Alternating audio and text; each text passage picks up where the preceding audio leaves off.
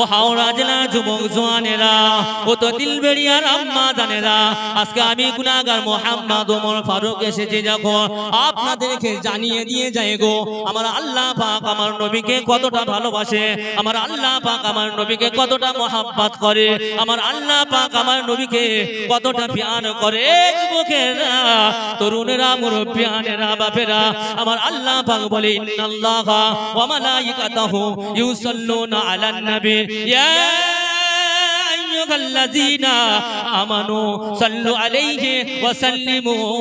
তাসলিমা। আমার আল্লাহ পাক বলে, আমার বান্দা, আমি যে নবীর উপরে দরুদ শরীফ পড়ে, আমি যে হাবিবের উপরে দরুদ শরীফ পড়ে, আমি যে পয়গম্বরের উপরে দরুদ শরীফ পড়ে, আমি যে রাসূলের উপরে দরুদ শরীফ পড়ে, ওই দরুদ শরীফটা বান্দা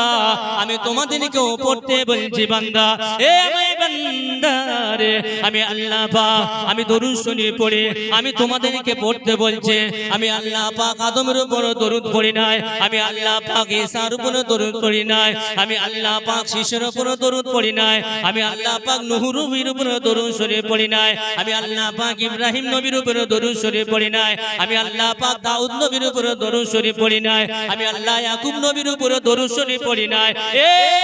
আমার বান্দা রে, আমি আল্লাহ পাক